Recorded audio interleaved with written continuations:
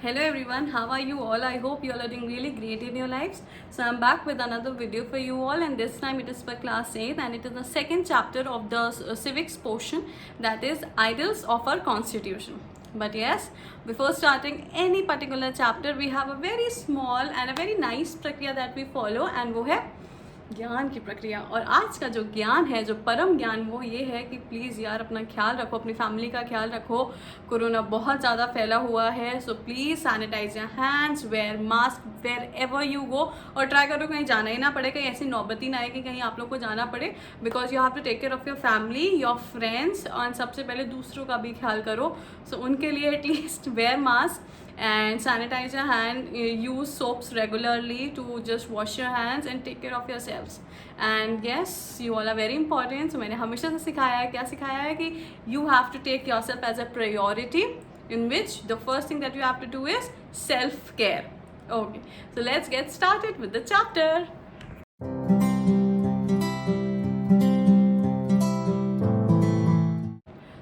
जो चैप्टर हम स्टार्ट कर रहे हैं वो है आइडियल्स ऑफ आवर कॉन्स्टिट्यूशन। और सबसे पहले हम सबको पता है कि कॉन्स्टिट्यूशन क्या है। कॉन्स्टिट्यूशन एक बहुत ही इंपॉर्टेंट डॉक्यूमेंट है। It is a handwritten document, Indian constitution, और ये बेसिकली हमारे vital and core framework of our country को कंटेन करता है कि हमारे जो भी नेशनल गोल्स हैं, जिस वजह से हमारा फाउंडेशन ऑफ द कंट्री बहुत ज़्यादा स्ट्रॉन्ग होगा। So what is a constitution? Constitution is an important document which consist of the vital and the core framework of our country.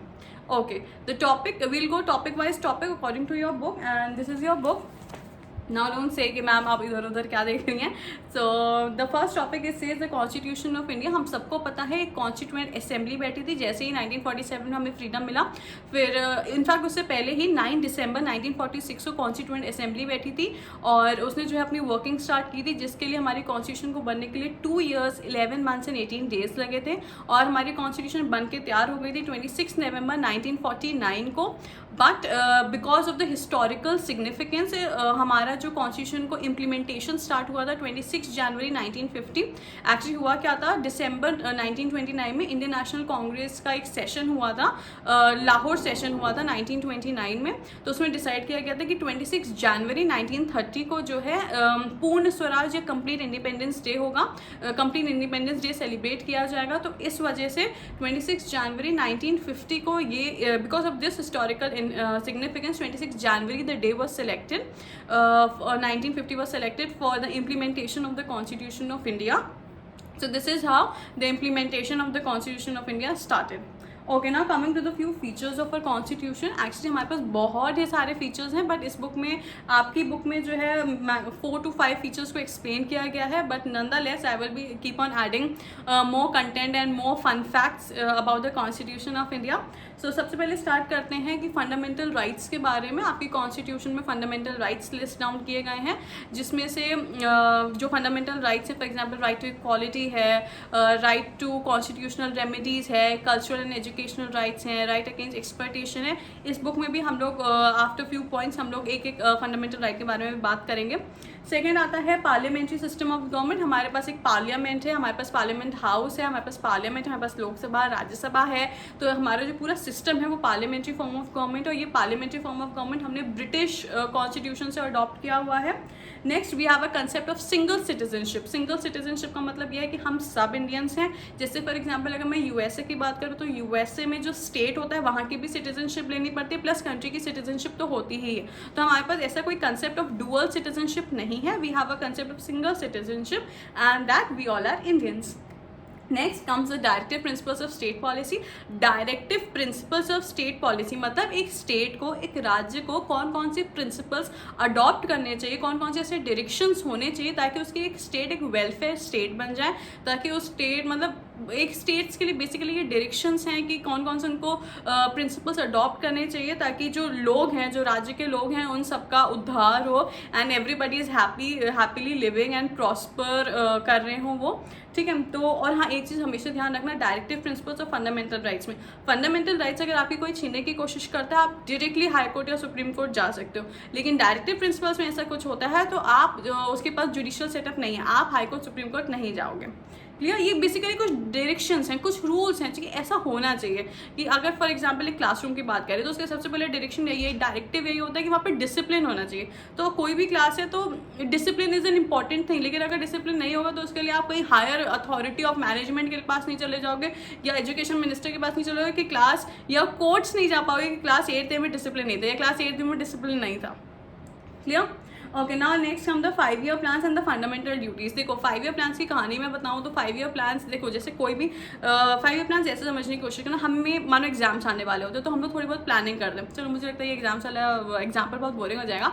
मानो किसी बहुत अच्छे फ्रेंड की, हमारे बेस्ट फ्रेंड की बर्थडे पार्टी आने वाली होती है तो हम लोग बहुत सारा प्लान करते हैं कि हम लोग सरप्राइज देंगे, हम लोग सरप्राइज केक लेकर आएंगे, सरप्राइज डेकोरेशन करेंगे, सरप्राइज गिफ्ट देंगे। तो इसके लिए आप 3-4 दिन पहले, 1 हफ्ते पहले से प्लानिंग करते हो, अपने सारे फ्रेंड्स के साथ मिलते हो, डिसाइड करते हो कैसे क्या करेंगे, तो उसको हम बोलते हैं प्लानिंग, राइट। तो ऐसे ही जब आप कंट्री चलाते हो तो आपको भी तो एक बहुत बड़ी, क्योंकि इतने सारे लोग हैं, एक सारे लोगों को एक ही आपको लॉज में, रूल्स में बाइंड अप करना होगा, तो आपको एक प्लानिंग की ज़रूरत होगी, राइट। कि आपको अपनी कंट्री को कहाँ से किस लेवल पे लेके जाना है ताकि डेथ रेट कम हो जाए, एक्सीडेंट रेट्स कम हो जाए, है ना। तो इन सब चीज़ों के लिए आपको प्लानिंग करनी पड़ती है। तो हमारी कंट्री ने 5 ईयर प्लान सेटअप किया कि हर 5 साल का ना हम एक प्लान लेके चलेंगे और उसको फॉलो करेंगे उन 5 ईयर्स में।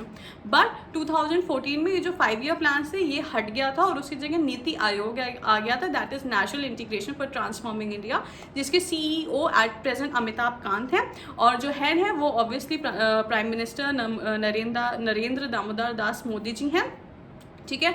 Okay, now next come fundamental duties.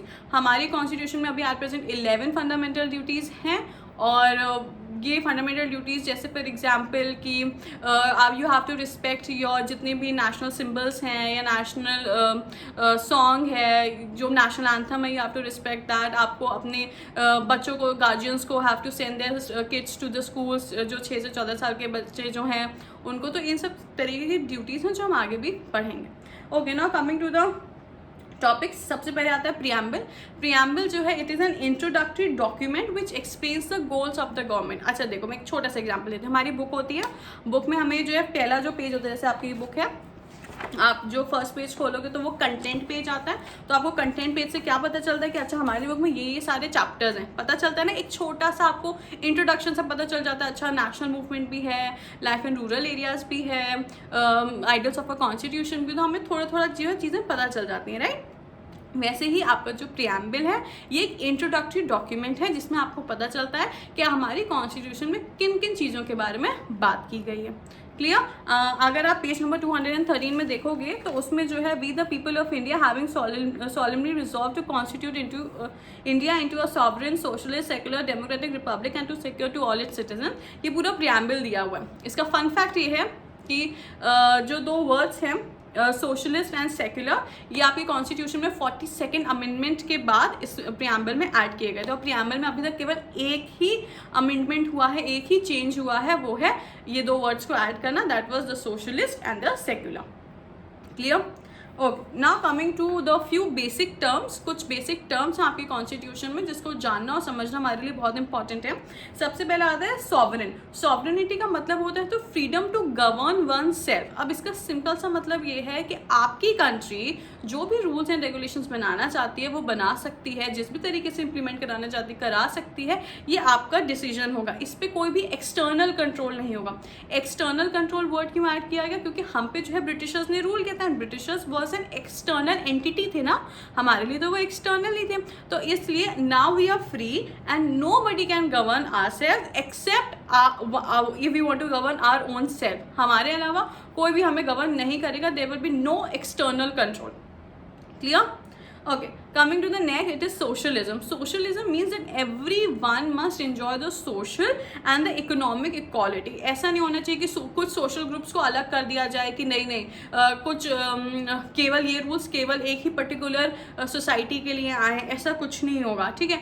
You have to be very equal, चाहे वो economic equality हो, चाहे वो social status के बारे में बात की गई हो या opportunities के बारे में बात की गई हो। Everyone has to be equal.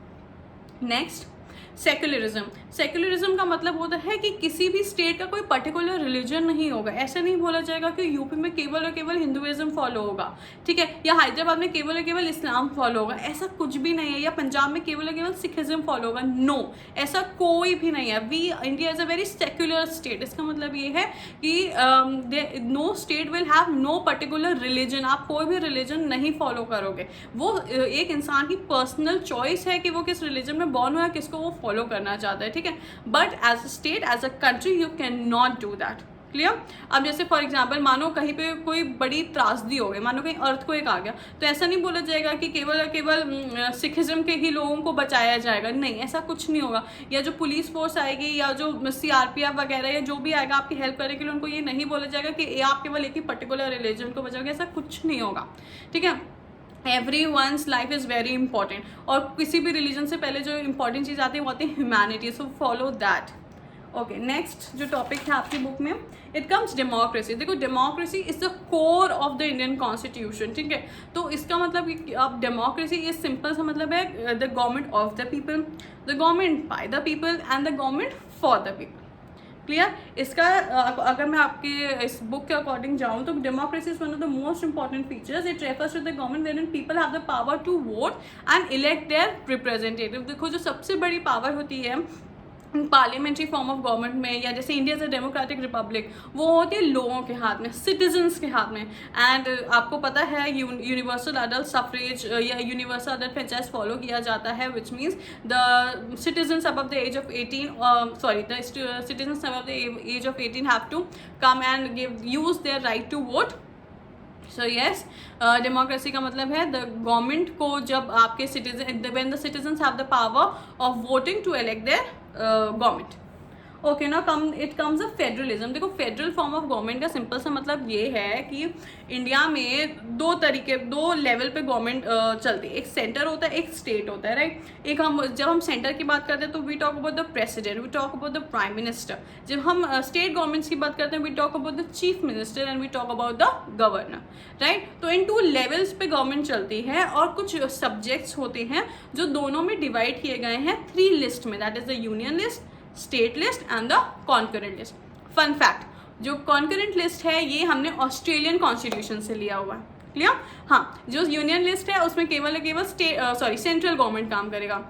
जो स्टेट लिस्ट है उस पर ऑब्वियसली स्टेट गवर्नमेंट काम करेगा, और जो कॉन्करेंट लिस्ट है उस पर सेंट्रल प्लस स्टेट गवर्नमेंट दोनों काम करेंगे। Clear? Now come, India is a democratic republic. It simply means that a government is chosen by the people. Democracy का मतलब हम समझ ही गए। Republic का मतलब ये होता है when you're the head of a country is elected. Clear? So yes, India is a democratic republic. We citizens have the power to vote and we elect our government or we elect our representative. So yes, India is a democratic republic.